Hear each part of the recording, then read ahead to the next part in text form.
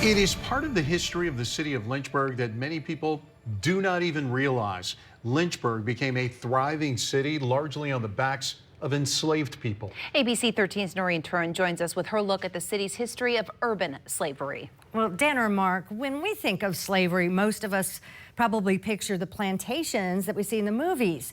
But slavery was also happening right here in Lynchburg, just in a different way. This map here highlights just 6 of the dozens of sites we drive past every day, rediscovered by the Silent Witnesses Project to shine a light on an important, though painful, part of Lynchburg's past. Today, Lynchburg is a thriving city with a downtown bustling with activity. But many don't realize how we got here. Enslaved people built so much of the city that we still use today, benefit from today.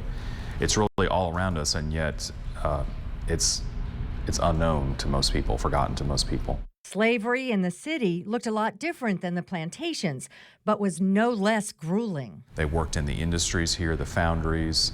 They built railroads. They excavated the railroad tunnel. They worked as specialty craftsmen, coopers and blacksmiths, and all the trades that needed to happen then.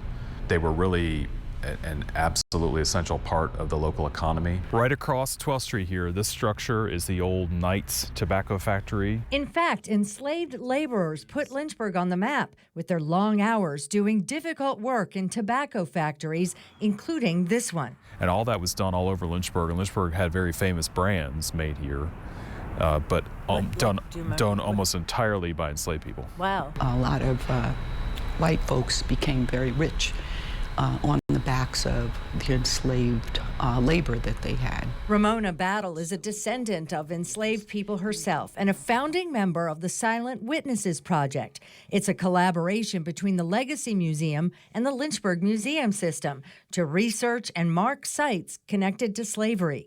It's based on a project in Germany marking Holocaust-related sites. We decided that we were going to look here in the city and see what we could uncover. We were particularly interested in auction sites. The market house was literally in the middle right there. What researchers uncovered has been eye-opening. So behind me, literally right in the center of 9th Street here, was the market house.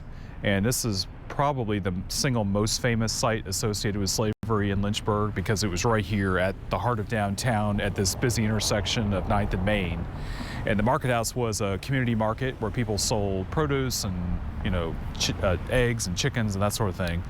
But on certain days at certain times, right in front of the market house, so literally right in this intersection right here, people were sold. For 50 years, human beings put up on blocks right here and auctioned off to the highest bidder. Individuals being, scrutinized for their body, families being separated, all that, literally right here.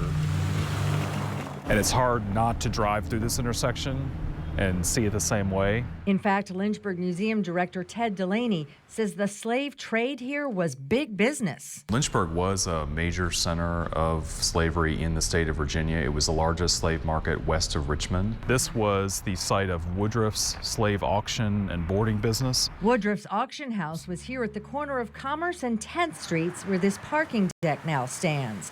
The building was owned by notorious slave trader Seth Woodruff. Woodruff was, as I mentioned, the most famous or infamous slave trader or slave dealer in Lynchburg.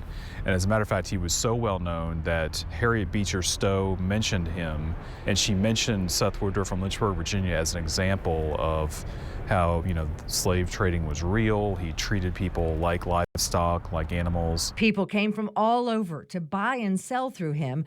His ads were in the local papers daily. Selling 20 Negroes consisting of men, women, boys, and girls. Also at the same time, beef, cattle, milk, cows, oxen. So that goes to show you how they were considered. They're really being treated like chattel, livestock property.